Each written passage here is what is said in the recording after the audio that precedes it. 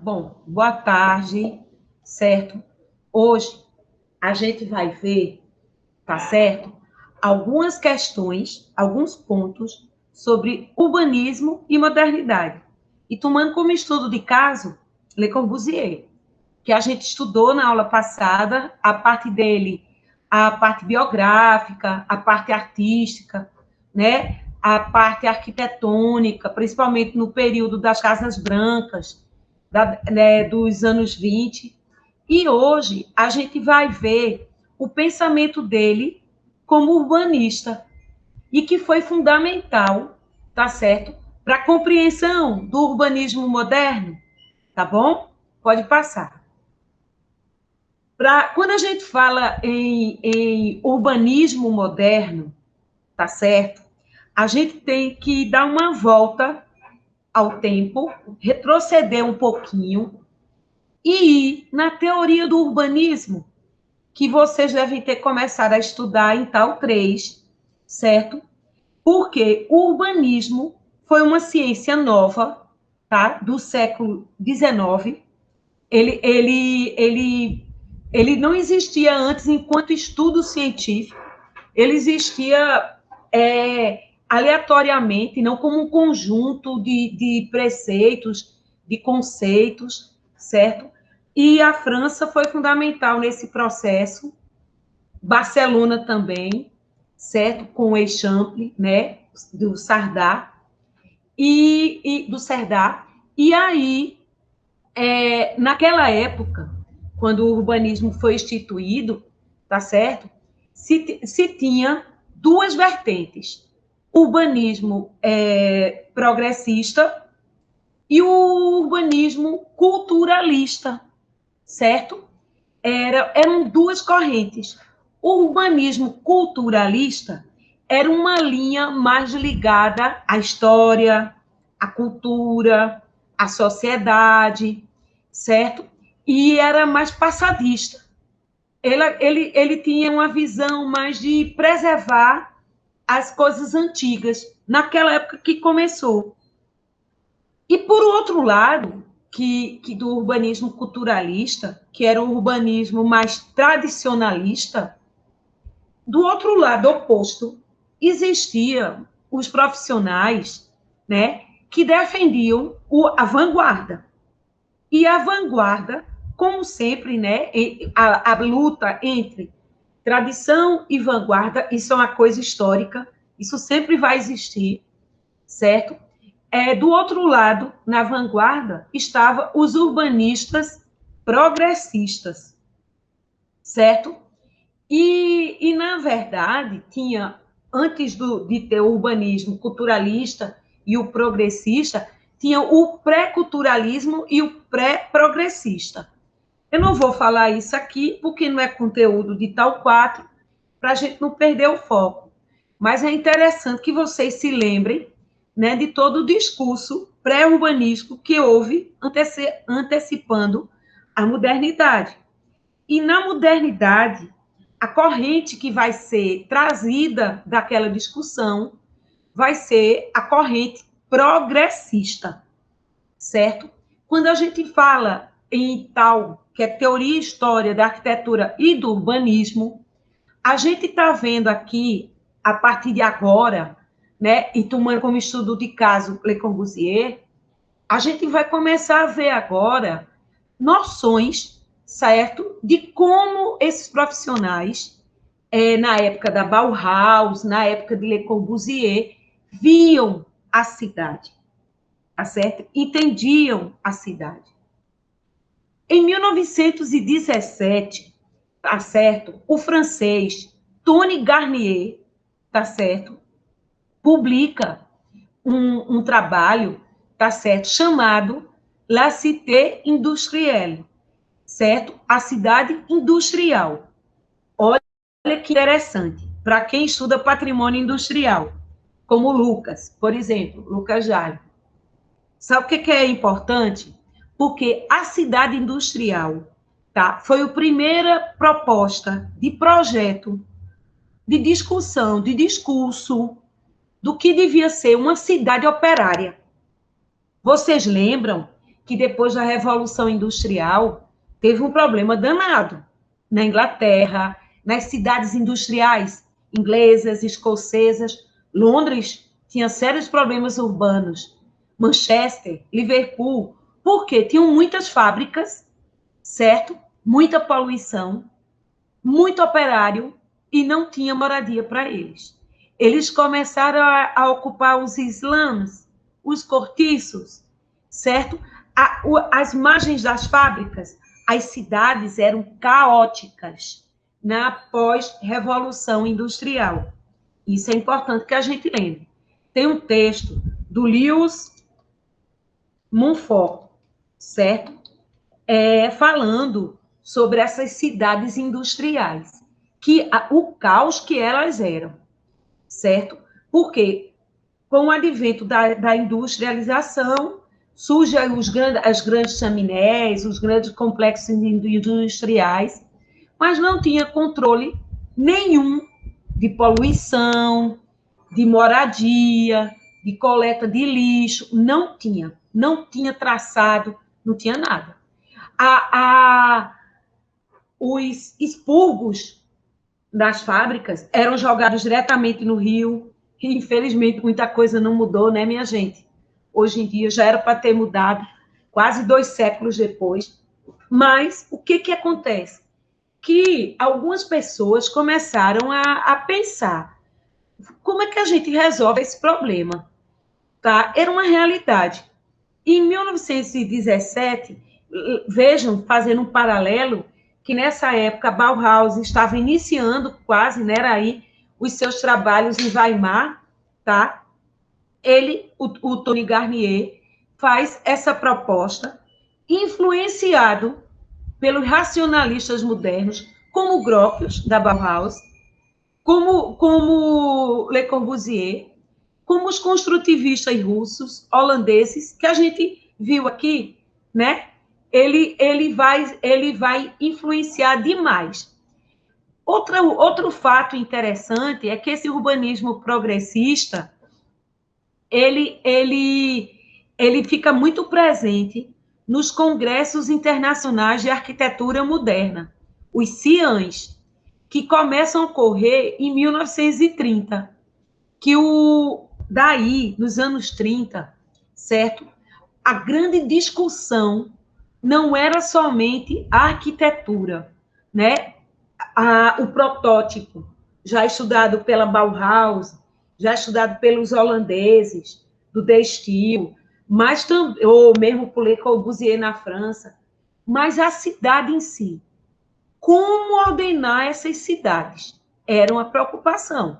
Então, começou a ter congressos de arquitetura moderna, certo? E esses congressos começam a discutir esse tema. Tanto que, 3 anos depois, é lançado um documento chamado A Carta de Atenas. E eu quero que vocês atentem para esse título, A Carta de Atenas. Por quê? Essa Carta de Atenas é um manifesto, é um documento extraído de uma reunião que aconteceu em Atenas, na Grécia, onde os profissionais, certo, discutiam as formas de habitar, de trabalhar, de locomover-se, de cultivar o corpo e o espírito. E daí surgiu um documento, uma das cartas patrimoniais, digamos assim, que é publicada pelo IFAM aqui no Brasil, e que a gente vai fazer um seminário com ele. Vocês vão ler esse texto e a gente vai fazer um seminário virtual para cada um colocar, né, o que achou da Carta de Atenas, certo? A gente vai conversar sobre isso no final da aula, porque é importante que vocês leiam essa carta, porque ela é a base do urbanismo moderno, com a setorização nessas áreas, habitacional, trabalho, locomoção, lazer, tá certo? As ideias-chave do urbanismo progressista era a modernidade. Eles pensavam que era preciso para obter eficácia, anexar os métodos de estandartização e mecanização da indústria. O que quer dizer isso? Isso é importante também, Ivanilson, na pesquisa da pré-fabricação, porque a partir da Carta de Atenas, né, a necessidade que eles viram de se estandartizar, de se pré-fabricar, de se criar protótipos construtivos pré-fabricados, pilares, vigas, certo? Esquadrias, tudo a indústria começou a produzir em série. Não era mais artesanal, como era antigamente. Agora, era a indústria a favor dessa eficácia construtiva, certo? Essa eficácia e a estética da modernidade, que é essa estética que a gente está estudando, da abstração, da forma pura, da forma limpa, dos princípios de Le Corbusier, dos 5 pontos, o teto-jardim, o pilotis, as janelas em fita, as fachadas livres, as plantas livres, certo? Isso tinha que casar com a produção industrial, com o que estava sendo produzido por uma indústria que é forte, que é a indústria da construção civil, certo? Aqui, na indústria da construção civil, a cadeia, certo, construtiva, que engloba arquitetos, engenheiros, calculistas, orçamentistas, hidrossanitário, elétrico, tudo, junto, né, com os pedreiros, com os serventes, os eletricistas, os encanadores, eles tinham um sistema, um processo construtivo que tinha que engrenar e tinha que ser rápido, porque senão como é que ia abrigar famílias e famílias de operários dessas cidades que se industrializavam, certo? Que uma fábrica que tinha 8.000 funcionários, e 8.000 funcionários que vinham geralmente do interior e não tinham onde morar. E daí começou o problema da submoradia, das invasões, das ocupações, causado pelo êxodo rural, trazido inicialmente pela Revolução Industrial, e que até hoje, no século XXI, 2 séculos de erro que se repete. Porque até hoje, as grandes fábricas não têm moradia para seus operários. Basta pensar nisso, certo? Então, a eficácia dizia respeito à questão de saúde e de higiene. Mas só as cidades, naquela época, lembrem-se das cidades medievais, as cidades medievais eram ruas tortuosas, estreitas, os prédios geminados, colados um no outro, com poucas esquadrias, escuros.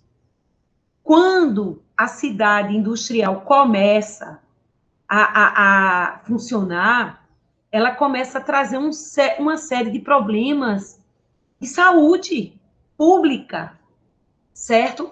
Porque problemas respiratórios, causados pela poluição, certo? Problemas radioativos, enfim, indústrias eram movidas por vapor ou por carvão. A fumaça do carvão, eu me lembro um pouco do cenário que eu passei 1 mês e meio atrás em Cubatão, em São Paulo, que é uma tragédia, minha gente. Você entra no município de Cubatão, o céu todo cinza, poluído, e as chaminés. Aí eu pensei que eu estava num texto do Lewis Mumford. Eu disse, meu Deus, parece que eu estou na Idade Média. A poluição causada pelas indústrias, ainda hoje, é uma tristeza. E essa questão da estética, prevendo, né, o abandono do passado, o uso da geometria, das formas puras, certo? A cidade como instrumento, a cidade monumento, apenas os monumentos históricos deveriam ser preservados, certo?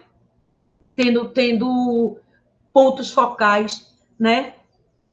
E aí a gente vê como exemplo desse urbanismo progressista a cidade de Tony Garnier, que a gente vai ver, e a cidade radiosa proposta por Le Corbusier, que é o exemplo maior, a unidade habitacional de Marseille, que a gente vai ver.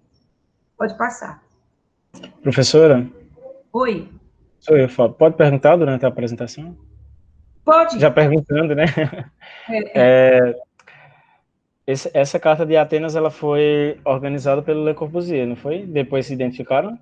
Depois, ele publicou um livro chamado A Carta de Atenas. Mas não é a Carta de Atenas do documento patrimonial, é outro livrinho. Entende? São diferentes. Inclusive, teve um outro arquiteto, José Luiz, certo? Um catalão, certo? Que trabalhou com Le Corbusier também e que publicou essa carta de Atenas, essa discussão em inglês, numa versão que ele fez. O que aconteceu? Depois da carta de Atenas, do movimento que houve, alguns profissionais repercutiram as ideias daquele simpósio. E foi isso que Le Corbusier e Sete fizeram. Transformaram em livrinho, só que com outro caráter, né, gráfico, textual, trazendo suas contribuições da discussão que teve formal lá. Entende? Então, a cidade industrial, que é o primeiro modelo do urbanismo progressista, essa proposta, né, de Tony Garnier, para que fosse projetado, tá certo? Como modelo para uma fábrica que fosse ser instalada e que necessitasse ter em seu entorno toda a estrutura. Olha, minha gente, a gente tem estudado o patrimônio industrial há um tempo. E eu vou dizer uma coisa para vocês. Vocês podem pensar assim, mas, poxa, por que o Tony Garnier se deu ao trabalho de desenhar traçado de rua, quadra, quarteirões, um centro cívico, certo? Com toda uma série de equipamentos para uma cidade industrial. Vocês pensem, tá certo? Que uma fábrica, tá? Ela na sua conjuntura, ela não trabalha sozinha. Eu já visitei fábricas como a da Hering, a própria Varig, certo? A Bombril e tantas outras, certo? Que são enormes. E elas, às vezes, chegam a ter 8.000, 10.000 funcionários. Eu visitei uma fábrica aqui em Camaragibe, as Indústrias Camará, uma fábrica têxtil. Tinha uma vila operária, certo? Onde as pessoas que trabalhavam na fábrica moravam. Essa vila operária tinha uma igreja, tinha uma escola, tinha uma creche, tinha um posto de saúde, certo? Então, essas fábricas, elas precisavam de ter essa estrutura. E Tony Garnier, então, preocupado, né? E essas fábricas também elas estavam sempre perto de rios, porque fábrica e água tem que estar junto. Isso é o perigo, porque a fábrica precisa de água para funcionar, ela tem que ter água sempre, mas, ao mesmo tempo que ela necessita da água limpa, ela polui essas águas, certo?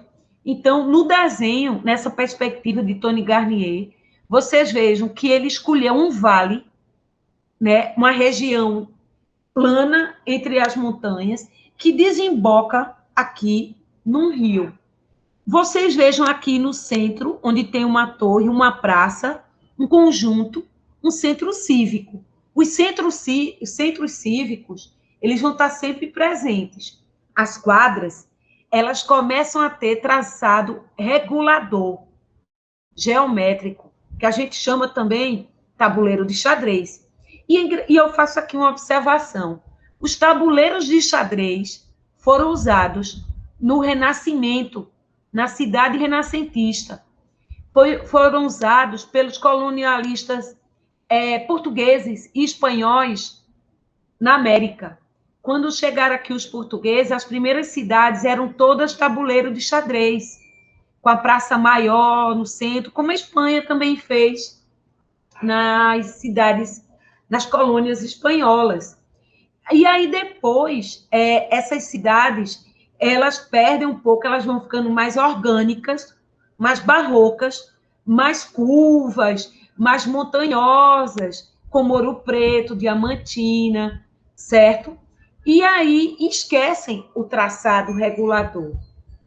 A modernidade, então, tá? Ela vai retomar esse traçado maneirista, renascentista, certo? Dos 1500, tá? E que também veio, por sua vez, dos gregos e dos romanos, que os romanos eram altamente racionais, e vocês sabem que eu sempre tenho dito que a modernidade é clássica. E quando eu digo que a modernidade é clássica, é porque ela bebe lá na Grécia, em Roma, e depois de 800, 1000 e poucos anos, ela retoma todo aquele saber, certo? E aí esse traçado geométrico, essa clareza, esse equilíbrio, essa harmonia, essa racionalização vai estar presente nesses projetos como o de Tony Garnier. Pode passar. E aqui são detalhes, né, desse projeto. Era um projeto fictício. Era um projeto que a gente pode dizer utópico, certo? Utopia é uma coisa ideal que a gente deseja, mas nem sempre alcança. Por isso é que diz que era um projeto utópico. Porque vejam nessa gravura, né, como os quarteirões estão bem organizados, tá? E cada organização dessa, cada setor desse, tinha uma função. Geralmente, certo? A parte residencial ficava mais distante da fábrica, numa zona mais tranquila, junto com as escolas e com a creche, como a gente vai ver na Cidade dos Motores, vai ver em Mombau, certo? E Interbau, em Berlim, que é outro exemplo, né? E tantos outros. Em Brasília usa o urbanismo progressista. Quando a gente for estudar na arquitetura brasileira, bebe no urbanismo progressista de Tony Garnier, por incrível que pareça. E projeta, né? Ele projetou monumentos que seriam a estação rodoviária, né? Da cidade, e ele chega a idealizar como ela seria no Art Deco, os equipamentos sociais, numa arquitetura mais purista. Quer dizer, ele já antecedendo a coisa, né? Pode passar. E aqui, outros desenhos, né? Do traçado, aqui vocês estão vendo, da cidade com o eixo. Engraçado que essa coisa do eixo, da monumentalidade, da setorização, da racionalização, tudo isso vai influenciar os projetos da cidade moderna. E quando eu vejo esse desenho, eu me lembro muito do plano piloto que Lúcio Costa desenhou para Brasília, né? A partir de um voo de pássaro, ele faz um zoneamento da cidade, certo? Como essa gravura que vocês estão vendo, onde vocês verem hospitais, estação, indústria, né? Torre antiga, e joga os quarteirões todos em cima de um eixo. E Brasília vai ser assim, certo? Vocês vão ver lá na frente. Pode passar. Lá na frente, que eu digo nas aulas devidas. E aí, depois, 30 anos depois, certo? Le Corbusier, ele recebe uma encomenda, tá certo? De conceber, e aí, uma unidade de vizinhança. Olha, unidade de vizinhança. Isso é um termo do urbanismo moderno. Unidade de vizinhança ou unidade de habitação, tá certo? Gente, essa unidade de habitação, o que era uma unidade de habitação? Era uma cidade verticalizada. Era um bairro verticalizado. Nessa unidade habitacional moravam 1.600 pessoas, certo? Tinham quase 400 apartamentos, eram 300 e poucos apartamentos. Tinha toda uma série de serviços nesse bloco, tá certo? Nesse grande bloco, tá? Elevado sobre pilotis e de linguagem brutalista, que vocês vão ver, e que usou todos os conceitos e princípios de modernidade. Esse projeto foi concebido por Le Corbusier entre 47 a 52, 5 anos, na cidade de Marselha, ou Marseille, que fica no sul da França, quase na divisa com a Espanha, no mar Mediterrâneo, certo? Ela, em só um grande bloco, ela teria que abrigar essas 1.600 pessoas, certo? O nome disso, né, dessa proposta, La Cité Radieuse, ou a Cidade Radiosa, e a unidade habitacional de Marseille. Vejo nesse esboço que ele desenha, o que ele busca nesse desenho? Liberar o pilotis para ser uma praça, grande praça coberta, da permeabilidade visual, né, nas áreas verdes, áreas de convivência aqui embaixo, liberando a construção e integrando o edifício à cidade, ao quarteirão, à quadra, e busca, né, o sol. A saúde pública é outro ponto muito trabalhado, como eu falei anteriormente, no urbanismo moderno e nessa cidade radiosa. A cidade radiosa, a cidade do raio de sol, por quê? Nessa época, minha gente, estava tendo um surto de tuberculose no mundo. As pessoas estavam morrendo de tuberculose. Morriam com 30 e poucos anos, a maior parte. Os hospitais estavam tudo lotados, parecia hoje a Covid. Por quê? Por um problema público de saúde, uma pandemia de tuberculose, por causa da cidade, insalubre, escura, suja, com lixo, com ratos, sem ar puro, as pessoas morando, 20 pessoas, 15, numa casinha, dormindo todo mundo ali, um perto do outro, em cortiços ou slames, como eu falei no início. E o que acontece? Esse urbanismo progressista, e que Le Corbusier propõe, ele busca fazer um edifício iluminado, que todos os apartamentos recebessem a luz natural. Para isso, ele abre as esquadrias, abre as grandes janelas para o sol entrar. Então, quando a gente vê janelas de vidro, né, na arquitetura moderna europeia, não era por modismo, era por necessidade de saúde, de entrada de luz, né? Porque lá, como tem as 4 estações bem definidas, o inverno muito rigoroso, o outono já começa a esfriar, então lá só o sol mesmo, você só tem 3 meses no verão, e um pouquinho na primavera, né? Mas o resto do ano é nublado, é frio, e cria problemas. E aí, ele estuda isso. E outra coisa que é legal, ele pega, se vocês olharem nessa foto, lá na cobertura, tá? Ele cria toda a área de lazer, toda a área de convivência da unidade habitacional era lá em cima, no terraço jardim.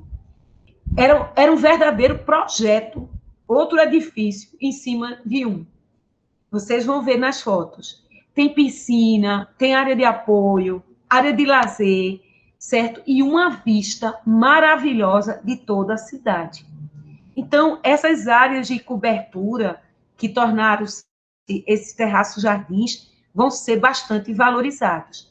Vejam nessa volumetria, que é uma volumetria pura, altamente purista, e que vai adotar o sistema tectônico do concreto armado. A gente viu que Le Corbusier trabalhou com Perret, e ele traz isso. Outra inovação, os pilotis de Le Corbusier, eles possuem formas diferenciadas. Os pilares começam a ser robustos em V, o que vai influenciar bastante a arquitetura brasileira, produzida aqui nos anos 40, 50. Niemeyer, Redi, todos, né? Vocês vão ver também. Pode passar, que a gente vai vendo mais. Professora, oi. Deixa eu perguntar uma coisa. Diz, sobre, se puder voltar para o slide anterior, era sobre o edifício. Sabe, fiquei curioso para saber, se a senhora sabe, qual era o uso desse... Está vendo esse pavimento que está aí mais ou menos no meio do edifício? Que ele interrompe, né, a fachada. Sim, sim, sim. O que é que seria? Sim. Esses pavimentos, eles existem em vários projetos modernos, Evandro. São áreas de convivência, de respiro entre andares e outros. Essa mesma solução a gente vai ver em Pedregulho, do Redi, no Rio de Janeiro. Para quebrar a monotonia volumétrica e não ficar tudo igual, ele rasgou um pavimento, fazendo aí um pavimento intermediário de área de convivência. Entendi, e isso é muito comum em projetos modernos, muito comum. Você dá uma quebrada no número de pavimentos e faz uma zona de respiro volumétrico e funcional, entende? Entendi. E a gente vai ver Pedregulho e tu vai lembrar disso que eu estou te dizendo hoje. Pode passar. Então, a cidade moderna, ela trabalha com a racionalização, com a estandartização, certo? Se propõe a criar novos bairros com cuidados de ventilação, iluminação, certo? E tem uns exemplos aqui, tá certo? O Weissenhof, em Stuttgart, na Alemanha, esse eu conheci, esse existe e está preservado até hoje, minha gente. Tá? Que foi feito na Alemanha pós Primeira Guerra Mundial, tá certo? Os edifícios foram projetados por Gropius, Le Corbusier, foram convidados arquitetos do mundo inteiro para fazer esse bairro, muito legal. Eu vou até ver se eu encontro minhas fotos que eu fiz na época e monto para vocês verem. E esse outro bairro, o Erkband, certo? Em Viena, na Áustria. O que acontece? Os nórdicos europeus, que a gente chama nórdicos europeus o quê? Alemanha, Holanda, certo? Áustria. Os países lá de cima, eles são fantásticos, minha gente, em qualidade de vida. Mesmo tendo passado guerras, tendo passado 2 guerras, né? Que foi a Primeira e a Segunda Guerra. Quando você visita esses países, como eu visitei, a gente fica encantada com a força de trabalho e como eles tratam os espaços públicos, e a arquitetura, a preservação, a forma de moradia, a limpeza, os parques, tudo de como foi projetado naqueles anos continua até hoje. É um exemplo, tá entendendo? E outra coisa, diferentemente do que ocorreu no Brasil, que a gente vai ver, que isso não deu certo, que as pessoas acabaram marginalizando esses grandes conjuntos habitacionais, lá na Europa funciona muito bem mesmo. E eu já tive a oportunidade de visitar vários, inclusive fiz um trabalho sobre um deles, que eu vou mostrar na próxima aula, que é Mombau, certo? Então, assim, quem critica a modernidade, que diz, porque a modernidade é muito abstrata, ela é muito universal, ela faz tudo igual, ela não se preocupa. Gente, esse discurso não tem nada a ver. É preconceito, é de gente que não conhece o que é arquitetura moderna profundamente, nem conhece o que é urbanismo moderno. Tem coisas erradas? Tem, mas tem muito mais coisa certa do que errada. E a gente vai ver isso. Então, eu quero que vocês, alunos, certo? Acabem com esse preconceito de gente que não conhece o que é modernidade. Inclusive, colegas, professores acadêmicos, que não estudaram a modernidade a fundo e, isso é moderno, isso, sabe, falando com preconceitos da modernidade. E quando a gente vai ver o que é arquitetura moderna, os exemplos de modernidade, e se a gente fizesse hoje, na contemporaneidade, 1/1000 do que foi feito lá, a gente não estava nesse caos que a gente está. Entende? Então, assim, a preocupação com o lugar sempre houve. Isso é balela dizer, a modernidade não liga para o lugar. Que mentira!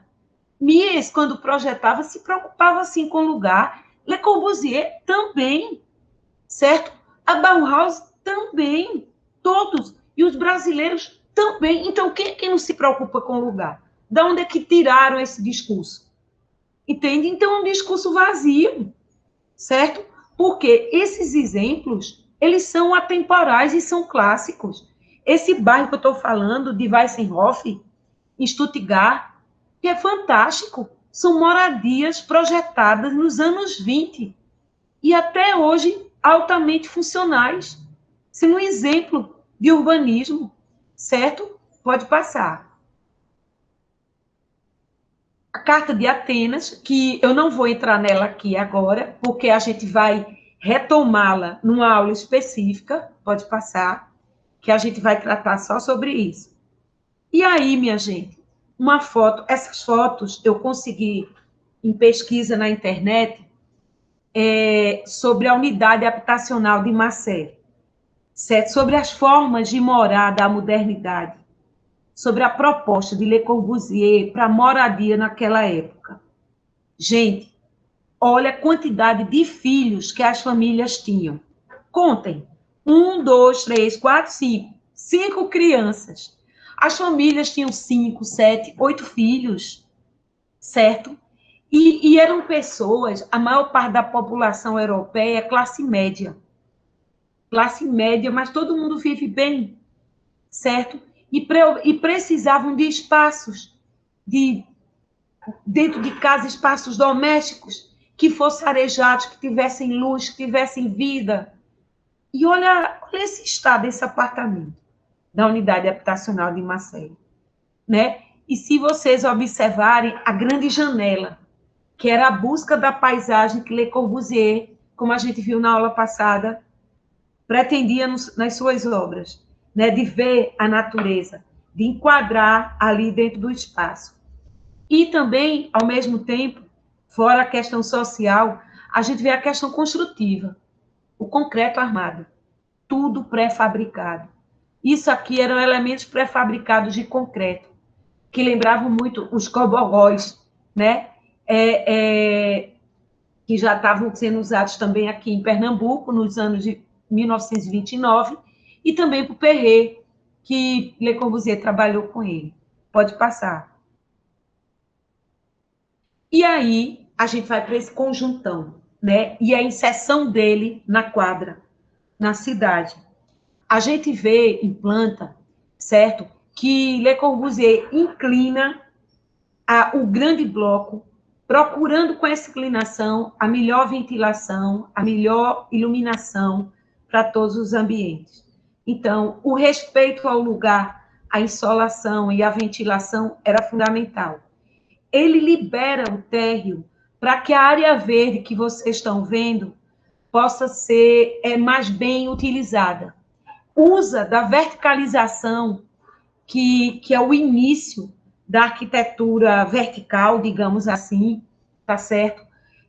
Para otimizar os espaços públicos com infraestrutura.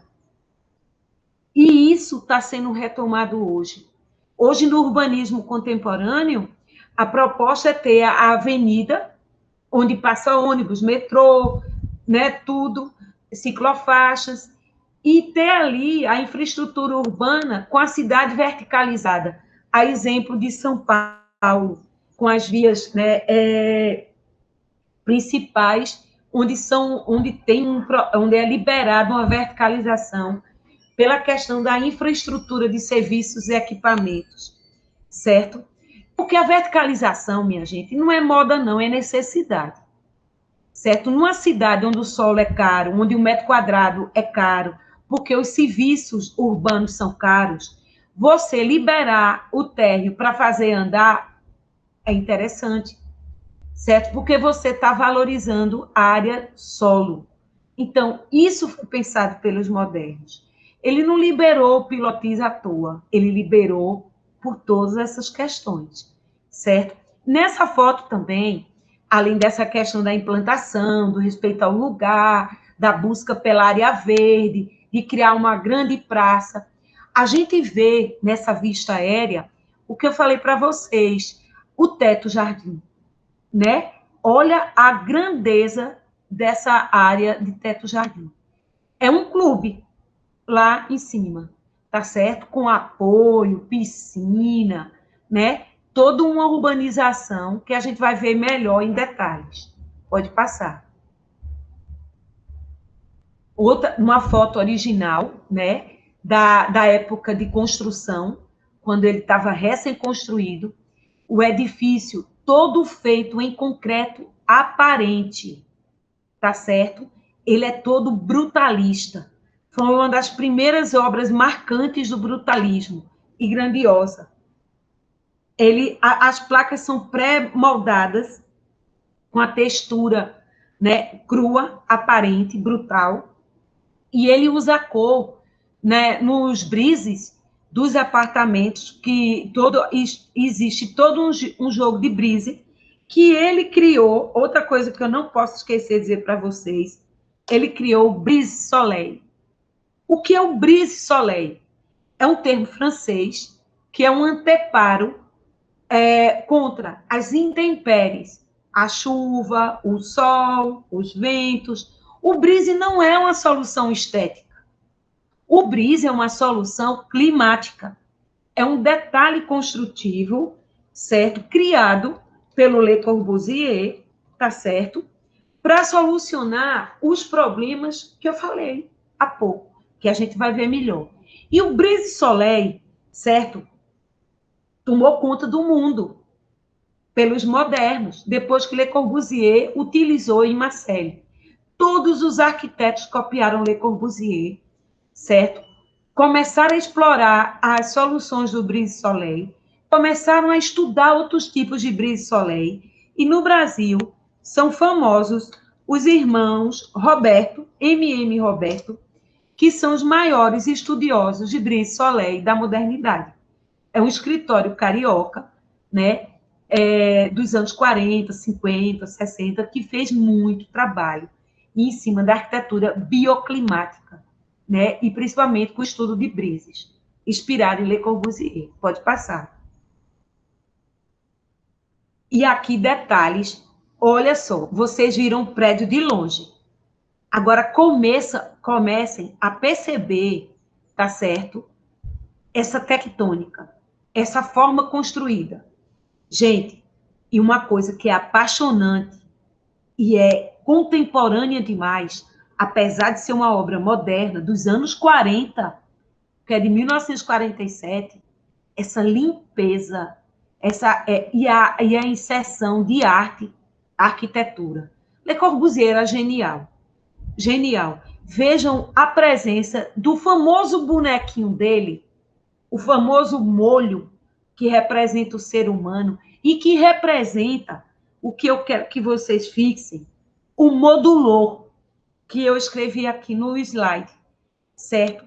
Eu vou ler esse trechozinho aqui para a gente fixar. Nesse projeto, Le Corbusier aplica seus estudos sobre proporções humanas, certo? Utiliza pela primeira vez o modulor. Tá vendo aqui? Modulor. O que é um modulor? É um sistema de relações métricas baseados na distância dos membros do corpo humano, que eu vou mostrar já já para vocês, de um indivíduo universal. Esse indivíduo universal foi pesquisado uma medida padrão de um ser humano adulto. Gente, esse Le Modulor, ele deu origem, certo, à questão de ergonometria, que é muito usado no design, certo? No design, e principalmente no design de interiores, certo? Por quê? Através da medida do homem, inclusive tem um livro que é uma bíblia, não sei se vocês conhecem, o Neuffer, certo? Que é um livro alemão de pré-dimensionamento de projeto, é um clássico da arquitetura. A gente usa até hoje em projeto, eu estudei com o Neuffer, eu tenho o Neuffer aqui comigo, certo? Hoje tem outros livros de pré-dimensionamento, mas tudo baseado no Neuffer, nesse aqui, ó, que também apoiado nessa coisa da medida de Le Corbusier, através do livro, que ele publica um livro chamado Le Modulor, e cria essa teoria do homem como medida de todas as coisas. Sim, e interessante que esse modulor, ele está presente no projeto e artisticamente. E Edwin está perguntando aqui se esses detalhes são desenhos de Le Corbusier. São, Edwin. Esses desenhos, toda vez que vocês verem esses desenhos desse homenzinho, é Le Corbusier. Pode passar. Le Corbusier era genial, minha gente. Eu sou completamente alucinada por Le Corbusier, porque eu acho ele genial. Essa é a capa do livro, Le Modulor, é um livrinho quadradinho. Eu fiquei morrendo de vontade de comprar, só que estava caríssimo em euro, certo? Ele é grosso assim, certo? E tem toda a base do pensamento dele, de Le Corbusier, sobre um módulo, sobre essa teoria. Gente, ele cria, através de uma dimensão do homem, submúltiplos, que vocês estão vendo aqui, e essas medidas é que vão gerar o dimensionamento dos espaços. Le Corbusier era genial, era genial. Essa capa, olha que capa, a própria capa é modulada, né? É fantástico, é fantástico. Pode passar. Olha só, meu Deus do céu, olha, sinceramente, quando eu vejo esse homem com assim, né, e tem gente que é alucinada por Le Corbusier. Eu tenho um amigo, professor Cárcamo, um artista plástico mexicano de Veracruz, ele é tão fã de Le Corbusier que ele tatuou esse homem aqui no braço dele. Tem assim... Gente, esse desenho é muito arquitetura. Para mim, a arquitetura é Le Corbusier, sabe? Essa mão, olha essa mão, a estilização. E tudo, sabe, com a medida. Le Corbusier tem uma sensibilidade incrível. O eixo, né, do umbigo, a medida para a cabeça, o braço. Quer dizer, nada disso é aleatório, gente. É perfeito, certo? E olha a relação do homem com essas medidas, né? Assim, eu, quando vejo Le Corbusier, eu digo, gente, como é que uma pessoa pode ser tão genial, tão criativa? E eu acho que ele foi o grande gênio do século XX. Ele é o nosso Leonardo da Vinci da modernidade, porque como ele não teve, minha gente. Não teve. Esse homem era fantástico. Pode passar. Porque esse livro é assim, a base do pensamento. Olha só, ele faz um estudo do ser humano nesse livro dele, e nesse projeto que eu estou mostrando, que é da unidade de Marcelle, ele usa toda essa teoria, e é interessante que eu vi que ele criou, né, dois indivíduos imaginários, um de 1,75 m e outro de 1,83 m, dois padrões, né? Um padrão mediano, que era o que mais agora, se bem que um padrão, digamos, europeu da época que ele fez isso, né? E um outro mais alto, que talvez do norte da Europa são mais altos do que do centro e do sul, tá? O espanhol, o português, o italiano, o francês não é tão alto. É essa média de 1,75 m. Já o alemão, o austríaco, eles são mais altos, certo? Então, baseado nessa altura, né, nesse estudo das proporções, ele sai fazendo toda a base teórica dele. É fantástico isso. Pode passar. E ele projeta, né, em cima disso. Quando o homem está sentado, qual a altura? Se ele senta num coisa, se ele está em pé. E isso, gente, foi fundamental para os espaços, para projetar os espaços. A gente tem hoje uma padronização de peitoril, de porta, de bancada. A gente tem. E veio de onde isso, minha gente? No modulou. Da relação do homem com suas atividades. Uma mesa, 75, 80. Uma bancada de cozinha, 85, 90, dependendo dos donos da casa. Uma porta, 2,10. Uma largura de porta de banheiro, 60, de porta de quarto, 80, de cadeira de roda, cadeirante, 90. As coisas começaram a ser padronizadas. Vocês estão entendendo a importância do Le Modulou? É isso. É para projetar os espaços. E ele, em cima desses estudos, tá? Ele vai projetar todo o edifício da unidade de vizinhança de Marcelo. Pode passar. E aqui, como sou encantada, eu pesquisei mais desenhos dele, né? Onde ele trabalha, esgota, né, transformando, inclusive, em painel artístico, e muito dessas obras dele estão em prédios, são painéis em obras dele, como as que tem na própria unidade de habitação que vocês viram, tá? Ele bota a arte dele ali, eu acho isso fantástico. E muitos arquitetos modernos, a gente que estuda modernidade vê isso direto, né? Quase todas as obras modernas, se vocês que são de Campina Grande, que estão em outras cidades, se vocês prestarem atenção, toda a arquitetura moderna tem arte, arquitetura. E isso vem por causa de Le Corbusier, principalmente. Pode passar.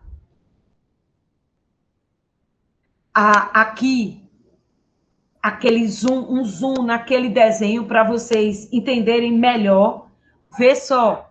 Aquele espaço, Evandro, que você me perguntou, que eu falei que era um espaço de convivência, você lembra?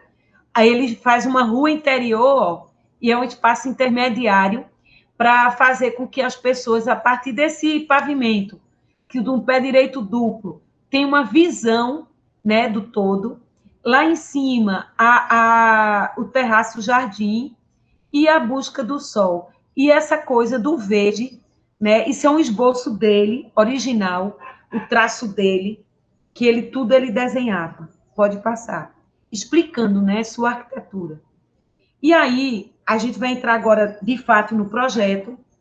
O projeto, minha gente, possuía 337 apartamentos. Já imaginou o que é um bloco com 337 apartamentos? Ele chamava também células de morar. O projeto traduz os elementos fundamentais da arquitetura moderna, tá? Pilotis, planta livre, terraço-jardim. E no terraço-jardim, olha, creche, solário, piscina, a fachada completamente livre e horizontalizada, rasgada horizontalmente, certo? Vocês estão vendo uma planta baixa no segundo desenho, que os apartamentos eram compridinhos, tá certo? E nisso eram unidades mínimas, né, do básico. Isso, minha gente, é um primeiro exemplo de HABS. Quem quiser fazer habitação de interesse social, certo? Que é uma disciplina que vocês têm, né, em Projeto 4, vocês têm que estudar esses prédios, certo? Porque neles tem a célula mãe, certo? Tem as propostas mater, as que nascem. A sala mínima, com banheira, parede hidráulica, dormitório, só como um lugarzinho básico de dormir e um armáriozinho, certo? Um terraço. Interessante que ele começa a trazer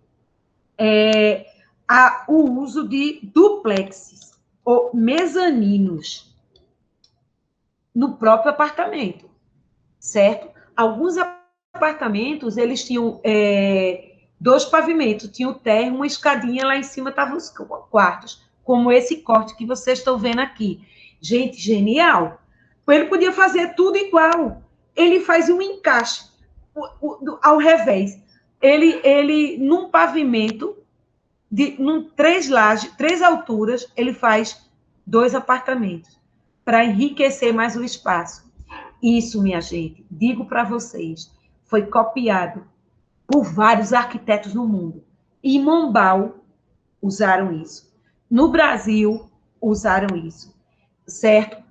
Todo o Brasil, todo mundo começa a se influenciar por Le Corbusier. Agora, a gente tem que ser justo e tirar o chapéu, porque ele foi o precursor.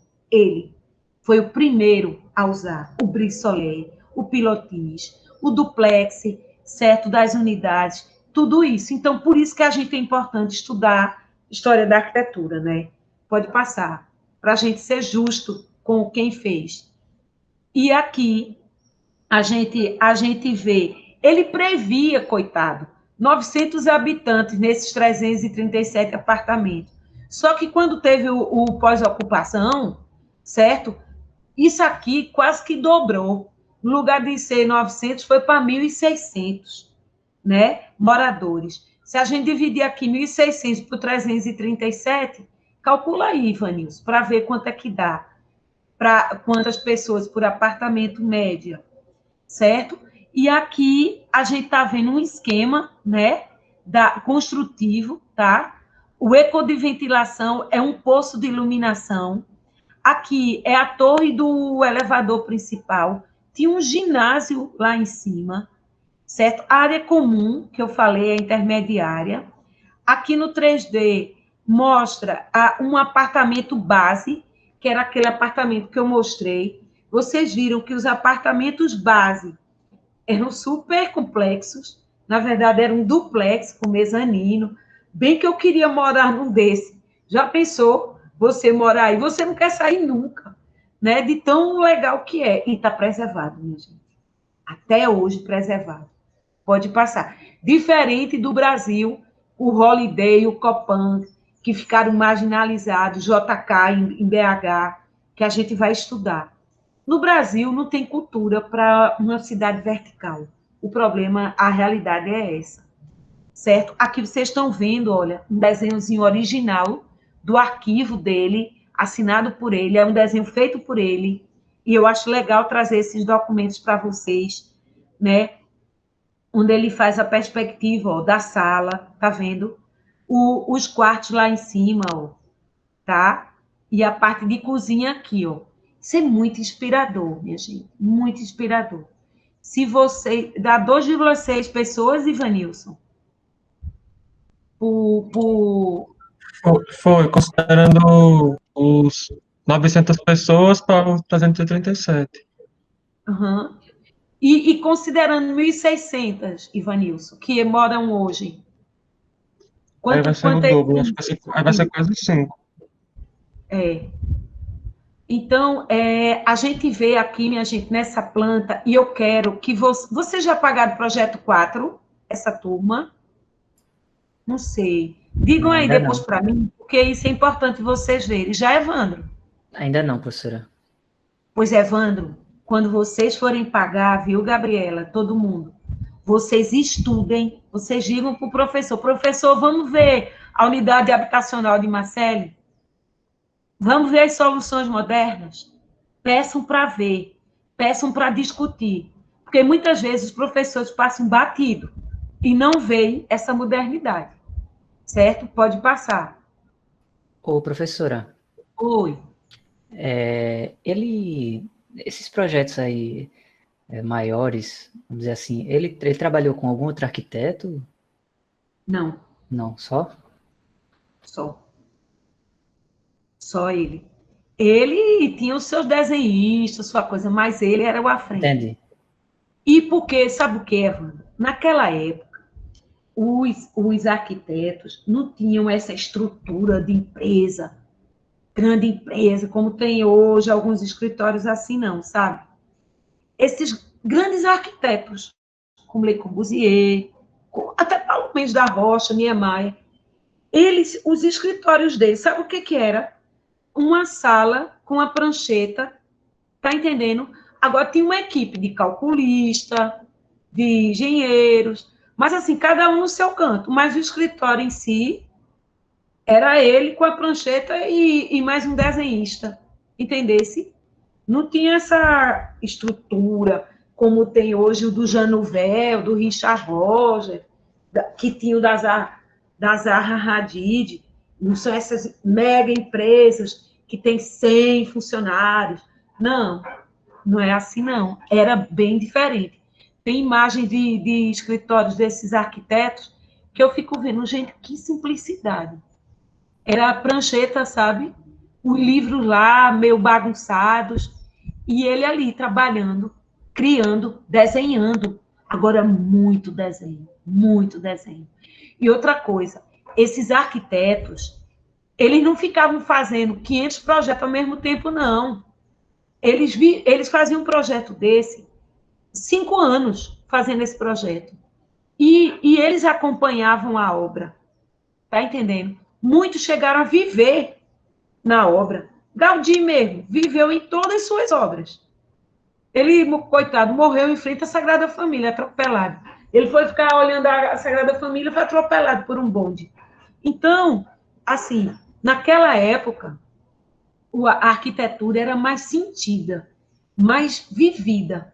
Tá entendendo? Eu acho que hoje se transformou assim numa arquitetura mercadológica, que eu critico muito, porque se distancia e parece pão em forno. Ah, você tem que fazer, porque tem que entrar dinheiro para você pagar a estrutura do escritório, não sei o quê. São muitos compromissos que acabam tirando a curtição de fazer arquitetura e sentir a arquitetura como deve ser. A gente está vendo aqui ângulos, né, desse pilotis. Olha esse prédio, minha gente, como ele é hoje. Olha esse espaço de baixo. E é impressionante como vocês vão ver como esse edifício, né, gigantesco vai influenciar Brasília, tá? Pode passar. Ah, perdão, antes de passar, eu queria falar também dessa imagem que eu coloquei aqui em cima, que é de uma vista do Terraço Jardim. Eu falei para vocês que o Terraço Jardim parece que é outra construção em cima do prédio. E vejam, as caixas são todas cúbicas, lembram até a Vila Savoy, que a gente estudou na aula passada. Veja o volume do poço, curvo, com a laje. Aqui esse reto, esse prisma, é o do elevador. A piscina com uma parte coberta, outra descoberta.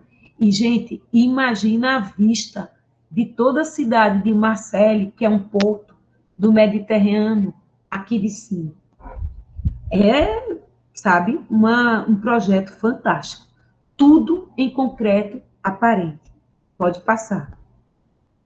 Dá vontade de você morar aí. Olha só. E olha a cor. Gente, o estudo de cor que Le Corbusier fazia era muito equilibrado, minha gente. Que legal ele ser artista plástico, né? Purista e ser arquiteto. Olha isso. Olha o equilíbrio, o jogo, o ritmo de cores. Né? A cor não é aleatória. Né? Não é uma cor jogada na louca. É uma cor estudada. Os vermelhos, os verdes, as cores primárias, secundárias, fazendo uma paleta de cor nos brises. E olhe que ele utiliza como peitoril um peitoril ventilado. E aí, os modernos pernambucanos retomam essa coisa do peitoril ventilado aqui no edifício A Caiaca, de Recife, do arquiteto português que veio morar aqui, Delfim Amorim, certo?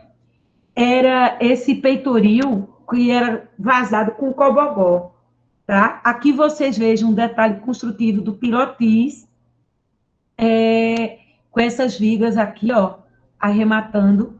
E vejam também o tratamento dado ao piso, usa tipo lajotas de pedras irregular, que adentram, né, o edifício, isso é bem legal, porque o piso externo entra para o interior.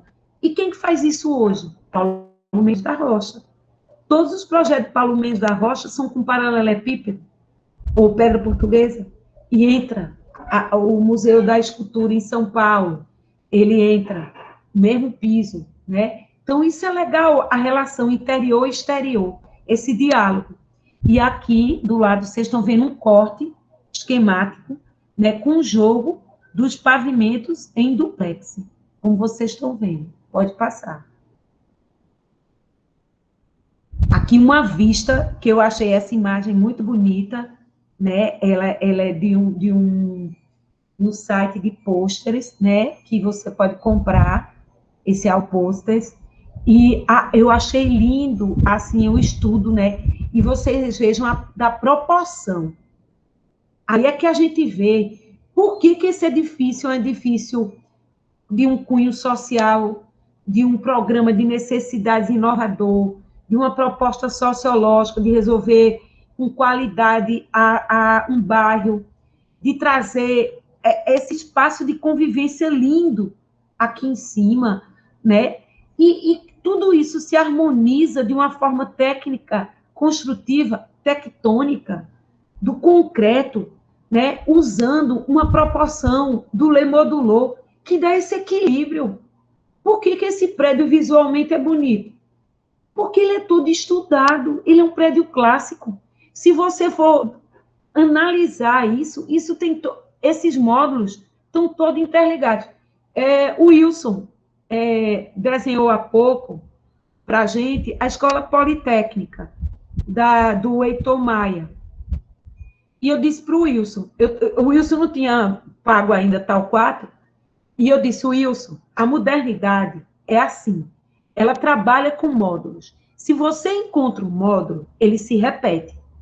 Capta isso e entende a politécnica. A mesma coisa Ivanilson fez no CW, né? No CW, no CM, certo? Da universidade com Tertuliano. Por quê?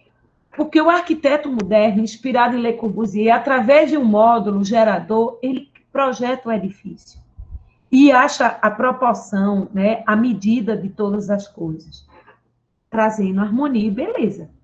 Forma, função, tudo junto. Pode passar. Olha o detalhe disso, né? Olha o detalhe construtivo desse projeto. A qualidade do concreto. Eu vou dizer uma coisa para vocês. A França, em termos de concreto, até hoje, é impressionante.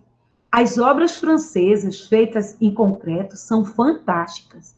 Eu acho que a França é um dos países que mais estuda o concreto, né, no mundo. Inclusive, a gente teve Perret lá e tantos outros engenheiros, né, que contribuíram para o estudo do concreto.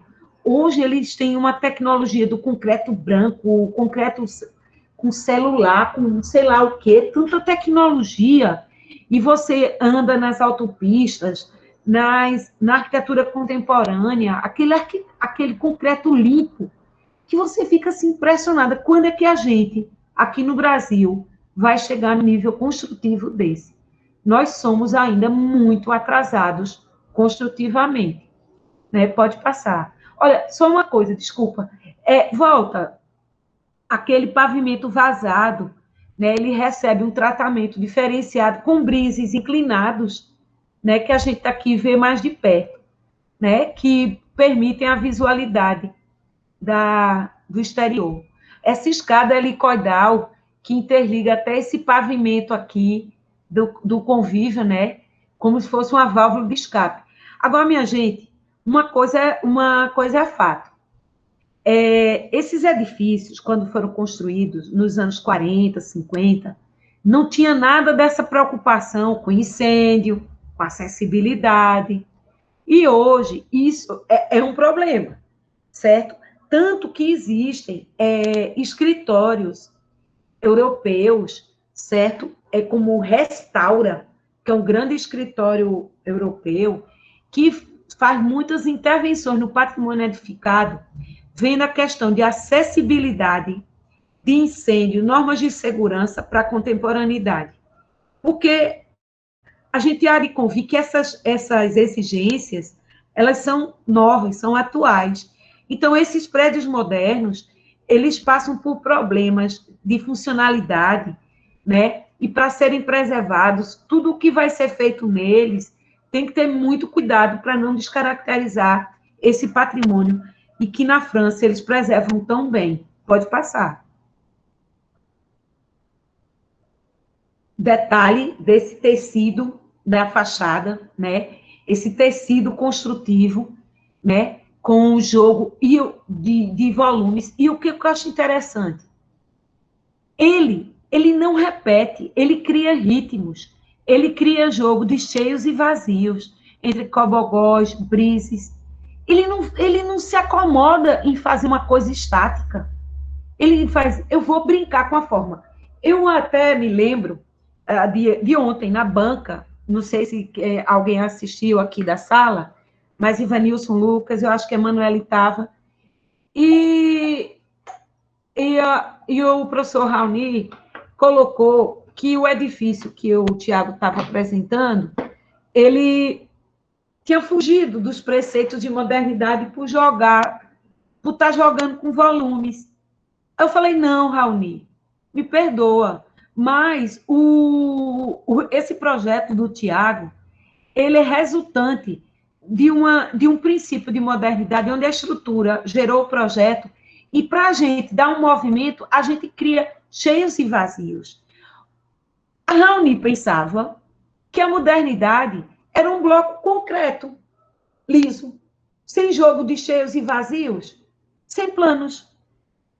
E aí vocês estão vendo, e eu quero que vocês vejam, né, e entendam isso quando eu coloco, né, que é um moderno, minha gente, por ele partir de uma estrutura, por ele ser modulado, não quer dizer que ele vai ser monótono, não quer dizer que ele vai ser estático, não quer dizer que ele vai ser simétrico.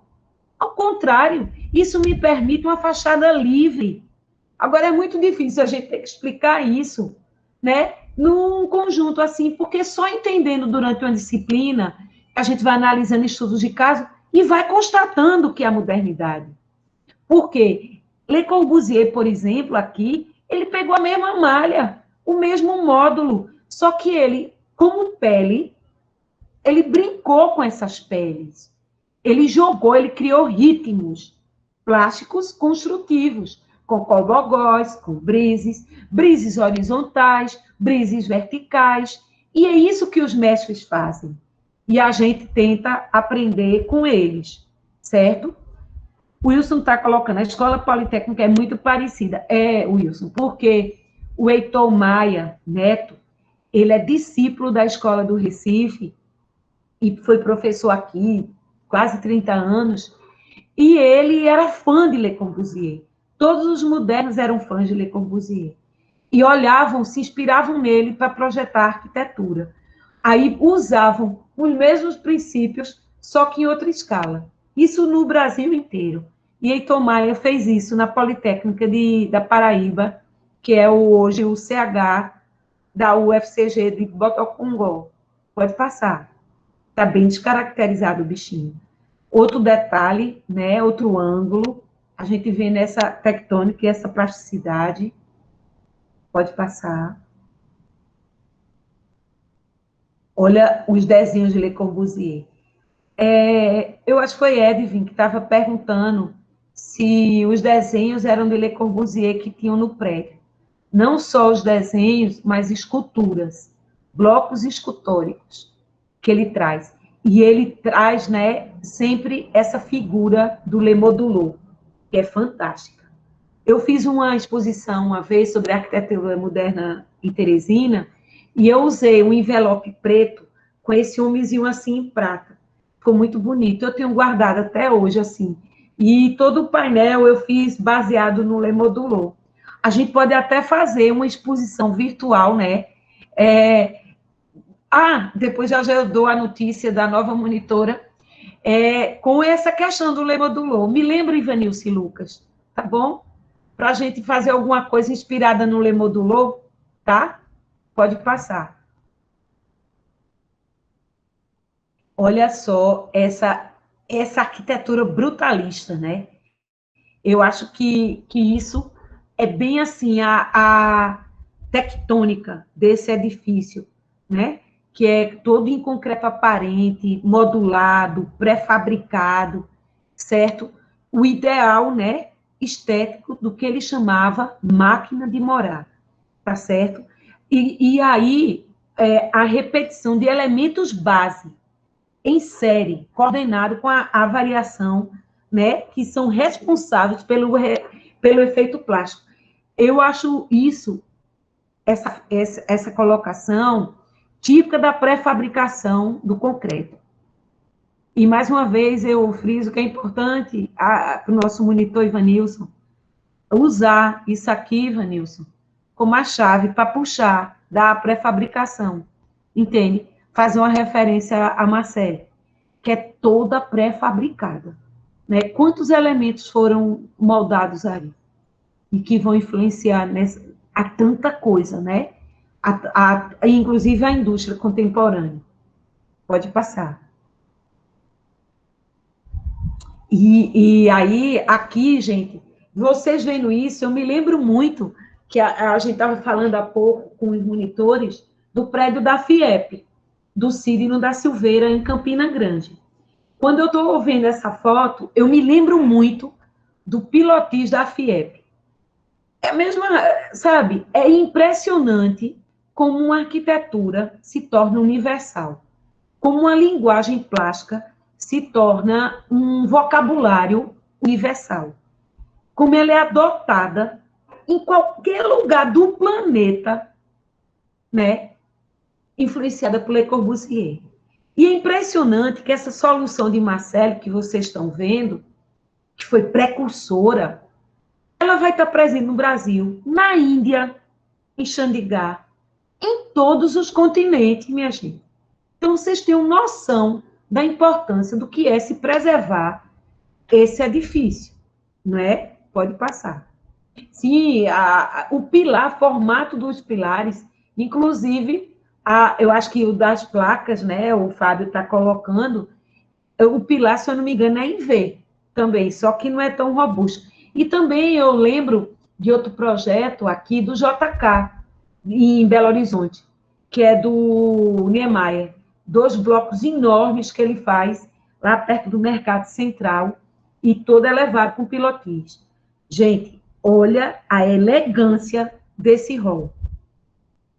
A simplicidade, a harmonia, o equilíbrio, a limpeza, né? A sobriedade desse espaço. O jogo de luz que ele traz com esses elementos pré-fabricados enormes, que eu acho também fantástico. E, mais uma vez, eu friso que influenciou Bossoi, influenciou Hans Bros, e influenciou Sérgio Pellegrini nos projetos desses arquitetos do mundo afora. Pode passar. E também nessa foto, que é do interior, né, de um hall, de um apartamento, você vê a modulação e o detalhe, tá certo? Usado nas esquadrias, tá? Da outra fachada, que não recebe brise, e um sistema também modulado, e que também tem uma relação, porque ele modulou, tem uma relação com o neoplasticismo e com o estudo do De Stijl, né? Do outro lado aqui, vocês vejam que ele usou cobogó cerâmico, certo? Cobogó cerâmico, tá? Friso que, se vocês olharem aqui em cima dessa viga, tá? Do lado esquerdo, vocês vão ver essa colmeia aqui todinha para troca de ar em elemento vazado cerâmico, tá? Então, quer dizer, o cobogó cerâmico já era usado, né, em países europeus naqueles anos. E é interessante que Lúcio Costa, no Parque Guile, tá? no Rio de Janeiro, vai fazer fachadas inteiras trabalhando com essa trama, né? E isso cria uma espécie de circulação que funciona como um anteparo para as intempéries, uma segunda pele do apartamento em si. Por quê? No calor, o sol batia, mas não entrava direto no apartamento. Então, ele fazia um filtro. E no frio, a mesma coisa. Então, isso, na verdade, é uma solução projetual e de conforto, né, para que o clima não interfira diretamente dentro da unidade, né, do apartamento. E interessante que, além dessas soluções técnicas, construtivas, espaciais, a arte, né? Lá no ponto, lá no final, o ponto vermelho, pá, dando o quê? O contraste, o ponto de fuga da perspectiva. E se vocês veem, né, desse ponto de vista estético, tá certo? Esse ponto, ele cria linhas, tá?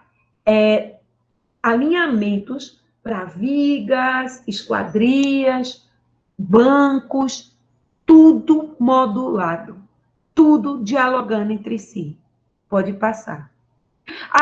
Tem só uma coisinha, volta aqui. Eu estava falando disso e acabei esquecendo de ler aqui. A cada certa altura de andares foram previstas ruas aéreas, corredores, nos quais estavam previstos estabelecimentos comerciais, lojas. Esta determinação tem a ver com a ideia de uma cidade utópica, na qual a natureza está preservada e as necessidades tradicionais das cidades estão concentradas no edifício. Gente, isso é o início do que a gente chama edifício de uso misto. O que é edifício de uso misto? É um edifício onde tem a parte residencial e de comércio e serviços no próprio edifício. Isso foi a origem do edifício misto. Esse edifício misto, ele deu muito certo na Europa. A Europa, grande parte das cidades europeias, os edifícios são mistos. A parte de baixo, geralmente, são comércios ou serviços de advogados, de médico, às vezes um entressolos, que é entre o térreo e o primeiro, 2 pavimentos de uso misto, aliás, comercial e serviço, e a partir do segundo andar começa a residência. Isso na Espanha, na França, Alemanha, deu certo. No Brasil, certo, algumas cidades fizeram isso, mas as experiências não foram boas.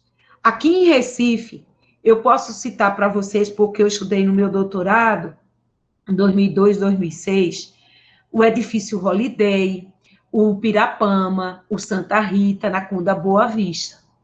Esses edifícios, minha gente, acabaram sendo marginalizados, certo? Por quê?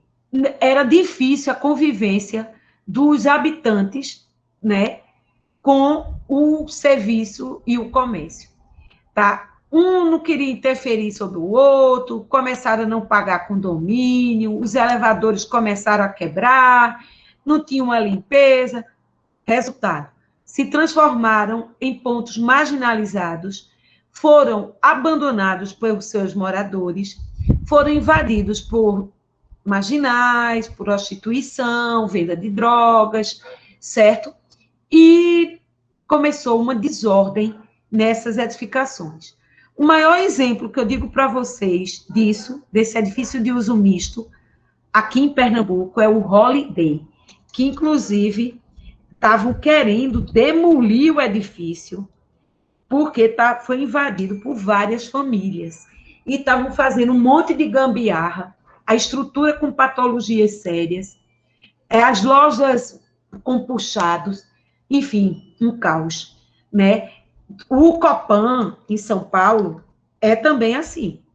O Copan foi recuperado, tentaram e conseguiram, né? E o JK, que é em BH, é um outro exemplo também desse edifício de uso misto.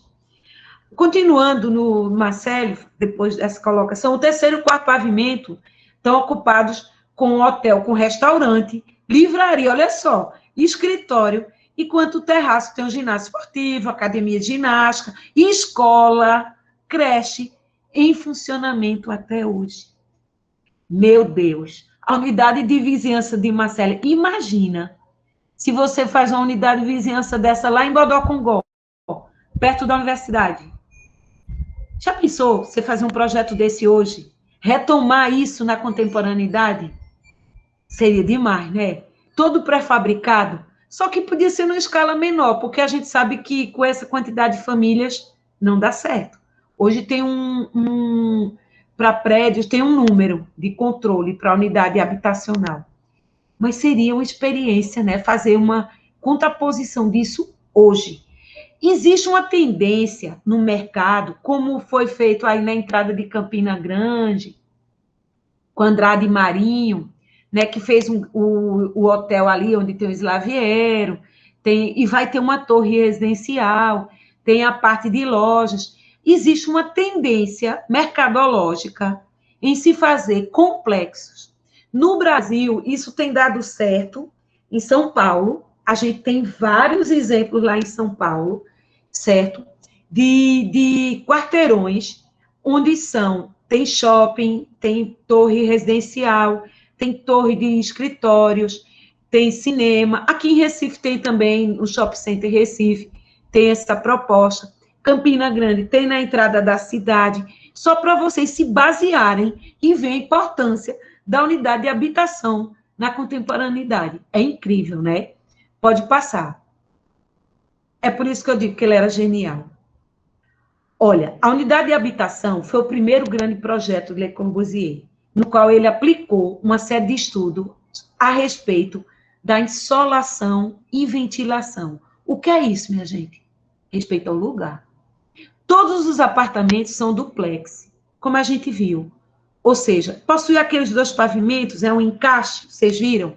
Possibilitando a configuração de zonas de permanência diária, que é na parte social, e a noturna, que é a parte íntima dos quartos.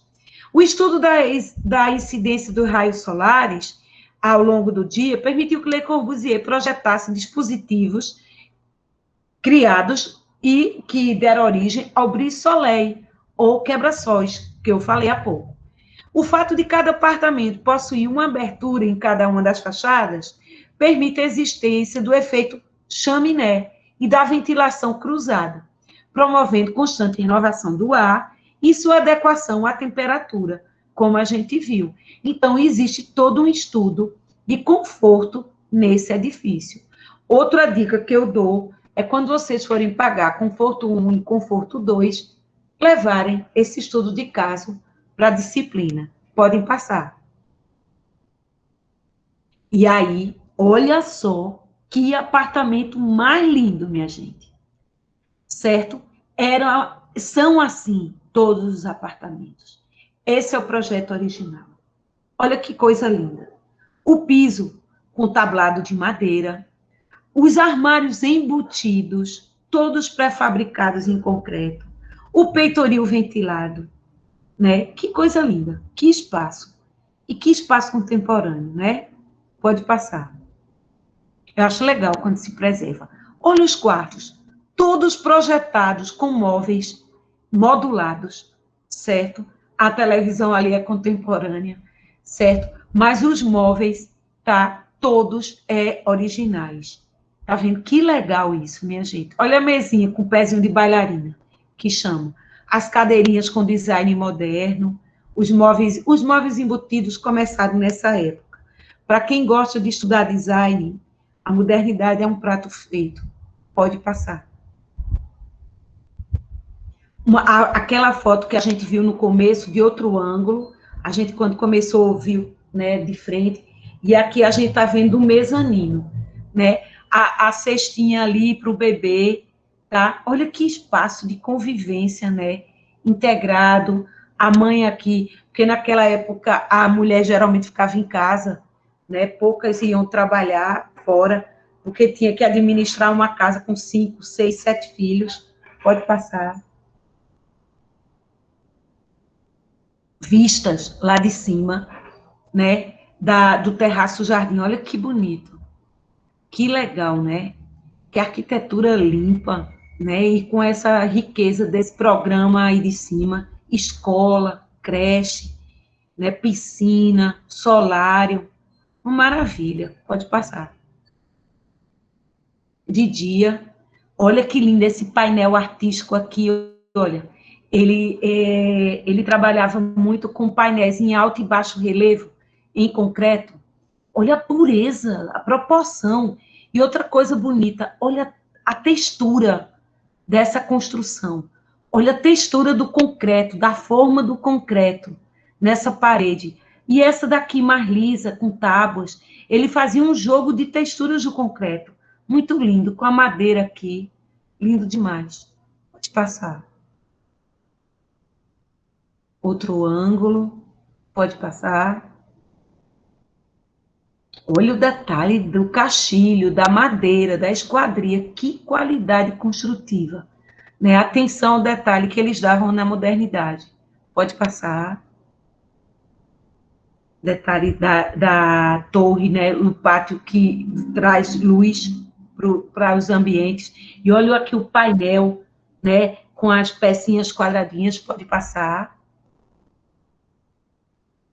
Mais um detalhe construtivo da marquise de entrada lá embaixo, certo? Uma grande peça em balanço, né?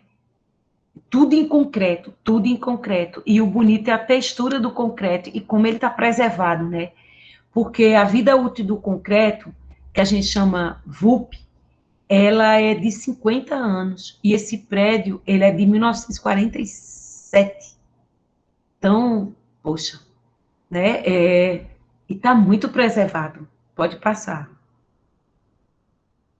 Olha que linda essa foto, né? A vista lá de cima da piscina, né? Toda em concreto, tudo aparente, e a vista da paisagem. Olha que lindo.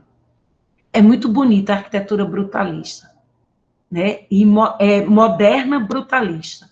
Brutalista porque os materiais ficam aparentes.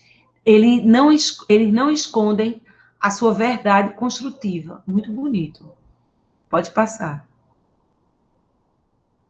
Olha só, né? E isso é muito mediterrâneo, né? É muito de deixar as lajes, deixar a aspereza, deixar essa textura. Muito bonito. E esse trabalho da fachada desse painel, lindo demais. Quer dizer, ele tinha um cuidado com detalhe, né? Ele procurava em tudo ter, fora a parte construtiva, ter arte. Eu acho isso fantástico dele. Com a sutileza, um detalhezinho que dá a beleza. Pode passar. Uma vista do conjunto. Olha essa escada. Parece um origami, só que de concreto. Uma viga única, com a mão bem leve. Pode passar.